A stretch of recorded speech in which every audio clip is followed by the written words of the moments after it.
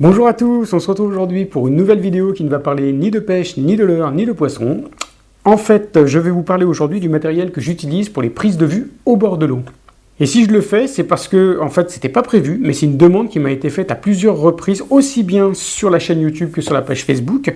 On me demandait qu'est-ce que j'utilisais comme matériel. Il y a pas mal de gens qui me disaient que les images étaient vraiment très jolies. Alors là, je fais tout de suite un petit bémol. Moi, je trouve pas que les images soient aussi jolies que ça, mais ça a l'avantage, en fait, j'utilise donc cette caméra déjà, une caméra style GoPro, caméra sportive, parce que c'est solide. Et quand on est au bord de l'eau, on a autre chose à foutre que de surveiller son matériel et d'en prendre soin. Donc là, au moins, il n'y a aucun souci. C'est costaud. Si ça tombe, il ne se passe rien. Vraiment, c'est super efficace et c'est pas très cher. Et l'ensemble des accessoires est remplaçable. Alors, comme vous le voyez, c'est une caméra sportive. La marque de celle-ci, c'est Topop. Mais des marques, il y en a plein. Toutes ces caméras sont faites dans la même usine ou dans la poignée d'usines en Chine. Et le fabricant, le vendeur, en fait, appose sa marque sur la caméra. Mais que vous preniez Topop ou n'importe quelle autre marque, vous allez vous retrouver avec la même caméra. La seule chose qui pourrait éventuellement changer, c'est le firmware, le logiciel de traitement interne, mais le fonctionnement est le même et les caractéristiques sont identiques. Donc seule exception, c'est la marque SJCam qui est la première à avoir sorti des copies de GoPro, et toutes ces petites caméras là, et dont la Topop, s'inspirent de cette caméra SJ4000. Donc au niveau des caractéristiques, on a affaire à une caméra Full HD, donc 1080p, qui est doté d'un module photo à 12 mégapixels. Le module photo est doté de plusieurs fonctions, dont une qui est intéressante, qui est l'intervallomètre, qui vous permet de prendre des photos toutes les 15, 20, 30 secondes ou une minute ou une heure. C'est pas mal hein, si vous voulez faire par exemple du time-lapse, comme on en voit beaucoup sur internet, filmer un lever de soleil en accéléré, l'éclosion d'une fleur, tout ça, ça pourrait être intéressant. Moi je ne l'utilise pas pour ça, je ne l'utilise que pour filmer. Donc la caméra est livrée dans un boîtier étanche à 30 mètres. Enfin, c'est ce qu'ils disent. Moi, je m'amuserais pas. Enfin, de toute façon, je plonge pas, mais je m'amuserais pas à la mettre si profond. Mais j'ai vu des vidéos sur Internet où les gens descendent à 10-15 mètres sans aucun souci. Donc, l'ouverture se fait avec un petit loquet ici. Et elle est fermée en pression avec un joint ici. Alors, la première chose qu'il faut savoir, c'est que moi, j'ai remplacé le dos d'origine par le deuxième dos qui est fourni avec la caméra. Vous n'avez pas l'acheter en plus. Ce dos-là, en fait, est ajouré sur les côtés. Donc, du coup, elle est plus étanche, la caméra. Mais ça permet, en fait, de capter les sons provenant du micro interne de la caméra. Alors moi j'utilise pas le son du micro interne, j'utilise un micro externe que je vais vous montrer tout à l'heure, mais il m'est arrivé que le micro externe tombe en rate de batterie. Ça m'est arrivé une fois et du coup je n'avais plus du tout aucun son pendant tout le reste de l'après-midi. C'était quand même un peu dommage. Du coup, par mesure de précaution, même si le son est pourri à l'intérieur là, j'ai au moins du son qui me permet d'avoir de vous raconter un petit peu ce qui se passe. Donc au niveau de la caméra, elle est livrée donc avec tout un tas d'accessoires que je vais vous montrer. Dans configuration de base, il me semble que c'est ça qui est monté, mais je ne suis pas sûr, peut-être qu'il n'y a rien. Donc en fait, voilà comment ça se passe. Ici, vous avez donc une vis qui vous permet donc de démonter l'accessoire. Donc vous extrayez la vis et vous avez juste à enlever l'accessoire que vous reliez à la caméra. Donc comme vous voyez ici, vous avez deux petits guides. Et c'est ici que se fixent tous les accessoires. La boîte, la voilà. En fonction de la marque que vous allez acheter, vous aurez une boîte différente, plus ou moins ouvragée. Là, c'est du matériel recyclable, c'est très bien. Vous allez voir qu'à l'intérieur, ça rentre au forceps. Vous avez un mode d'emploi qui ne sert à rien, on en parlera tout à l'heure. Et après, voilà, tous les accessoires qui vont vous permettre d'accrocher la webcam avec de 1000 façons différentes. Alors vous avez ici des bracelets qui vous permettent de le mettre autour du poignet ou sur un objet. Vous avez ici un système qui va vous permettre de le mettre sur le guidon d'un vélo par exemple. Ici, ça vous permet, si vous ne voulez pas mettre le caisson, de pouvoir adapter la caméra. Voilà comme ça, par exemple sur un trépied, du coup pour avoir pas avoir une vitre supplémentaire et donc une qualité d'image légèrement supérieure. C'est vrai, ce sera le cas si vous ne mettez pas le caisson. Ici, donc, le deuxième dos dont je vous parlais, qui celui-ci est fermé totalement et qui vous assure l'étanchéité complète. L'appareil est livré aussi avec un adaptateur micro SD, puisque c'est une micro SD qui est à l'intérieur de la caméra. Donc, ça vous permet de relier ça au port SD de votre portable ou PC si vous en avez un. Moi, je ne l'ai pas utilisé parce que j'en ai un autre par ailleurs. Le câble SD micro SD qui vous permet de relier l'appareil à l'ordinateur pour décharger le contenu de la mémoire ou pour recharger l'appareil. Voilà, de tout un tas d'autres bracelets. Ici, pareil, vous voyez, vous pouvez utiliser ça pour mettre, c'est un filetage 6 mm et demi, c'est compatible avec tous les trépieds d'appareil photo, si vous voulez mettre l'appareil sur un trépied.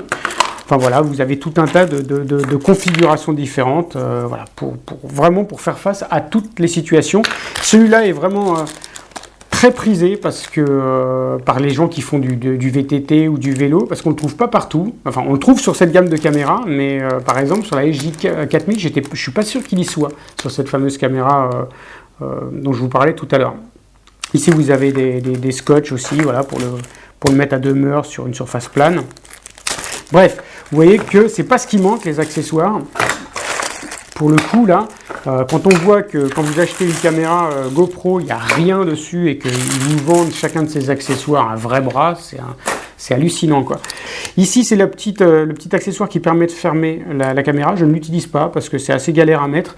Et comme je change régulièrement les batteries, je vais vous en parler tout de suite après, je préfère avoir un accès direct. Il n'y a pas de problème, ça ne tombe pas. Même lorsqu'on chavute un petit peu, il n'y a aucun souci. Donc je mets à l'intérieur du caisson. Ça ferme en force. Donc moi, ce matériel, je le fixe là-dessus. Alors ça, c'est quoi? C'est une espèce de harnais que vous mettez, donc ça, vous mettez autour des épaules. Vous passez ça autour du torse et vous le fixez donc ici, clac, comme ça. Ça vaut pas cher, hein. Ça vaut cet accessoire-là, je crois que je l'ai payé 2,50 € sur AliExpress, port compris bien sûr. Et donc, je fixe la caméra comme ça, dessus, sur le même système que je vous ai montré tout à l'heure. Toc.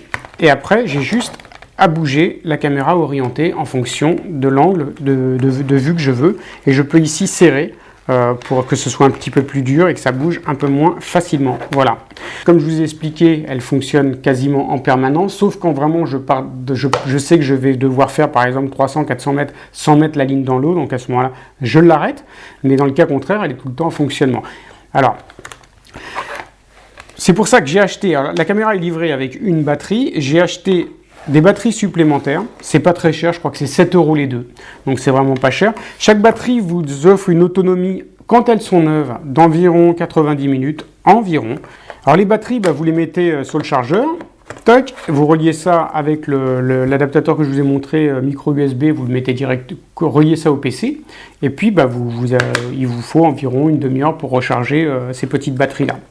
Donc quand je pars en pêcher, j'utilise ce petit sac qui normalement contenait une paire de jumelles, et je mets donc mes 4 batteries à l'intérieur, et donc la caméra qui s'y trouve aussi très très bien installée, voilà. Elle est protégée, il n'y a pas de souci. Et donc, qu'est-ce que je mets d'autre avec? Je mets donc le micro externe que je suis en train d'utiliser en ce moment. Donc, je vais quand même vous montrer à quoi ça ressemble, mais évidemment, je ne pourrais pas l'arrêter. Alors, voilà ce que j'utilise. C'est un Boya, c'est un micro externe d'un très très bon rapport qualité-prix. Donc, voilà à quoi ressemble le micro. Donc là, vous allez peut-être m'entendre un poil moins bien, voilà. Donc, le micro, normalement, il est livré avec une mousse c'est pas celle-là. Mais la mousse d'origine, je l'ai perdue. Faudrait peut-être que j'arrête de taper sur le micro. C'est complètement débile ce que je fais là. Donc la mousse d'origine, je l'ai perdue à la première sortie. Elle tenait très très mal. Donc j'ai dû racheter des mousses supplémentaires. J'ai acheté ça sur AliExpress. C'était pas donné. Je crois que ça valait 4 € les 10. Et en fait, j'en ai utilisé qu'une. Pour éviter qu'elle ne tombe, ce que j'ai fait, c'est que j'ai mis un double face à l'intérieur.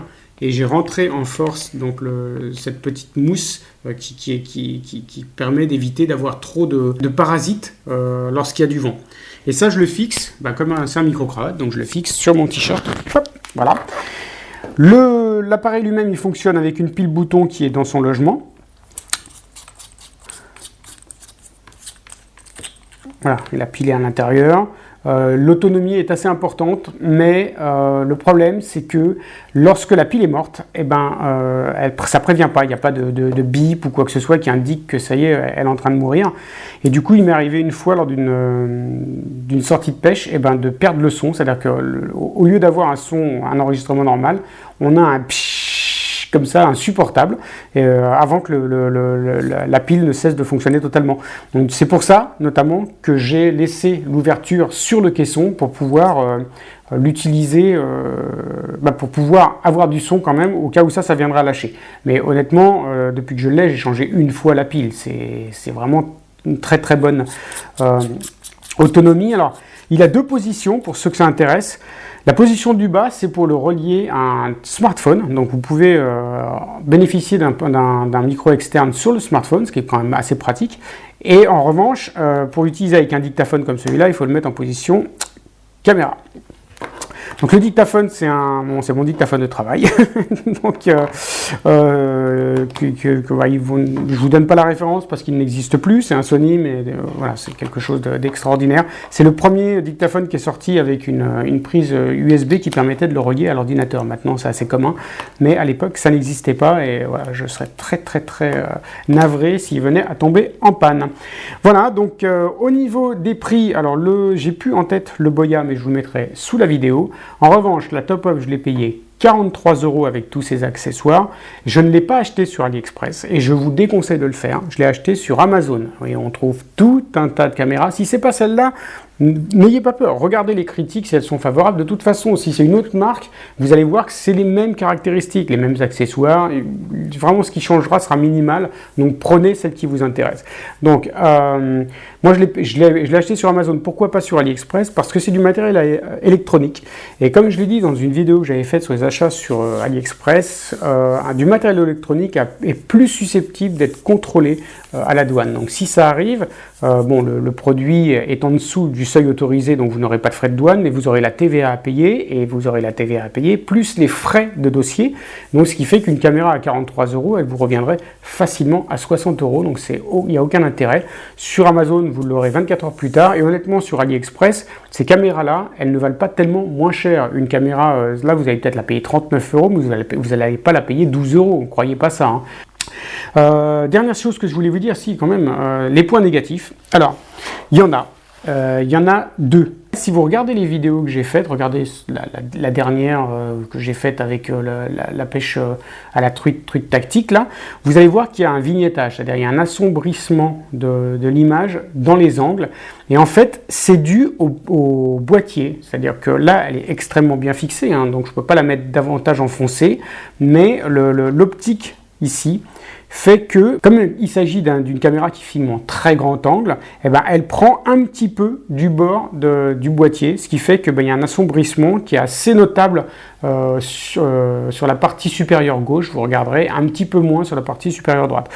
Et le deuxième point négatif, mais celui-là pour le coup qui vraiment m'énerve au plus haut point, c'est que lorsque vous enregistrez, lui, il enregistre et il incrémente le numéro du fichier. 1, 2, 3, enfin c'est beaucoup plus compliqué que ça, mais voilà, ça augmente de plus 1. À chaque fois que vous changez la batterie, il réinitialise le fichier.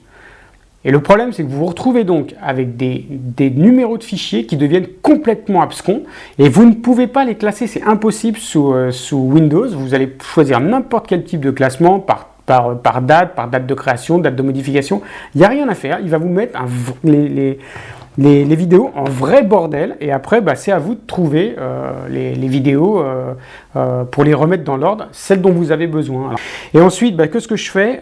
J'ai plus qu'à, avec un logiciel de montage, moi j'utilise Premiere Pro, j'ai plus qu'à associer le son qui vient de l'enregistreur externe avec le son qui vient de la caméra, et une fois que c'est fait, je vire le son de la caméra pour ne préserver que le son du micro externe.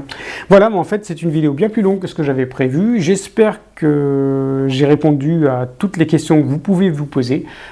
Si vous en avez, surtout n'hésitez pas à me les poser, je me ferai un plaisir de vous y répondre. Voilà, en attendant de vous présenter une nouvelle vidéo, soit au bord de l'eau, soit de l'heure, parce que je vais en recevoir bientôt, je vous souhaite de très bonnes pêches. À bientôt. Ciao, ciao.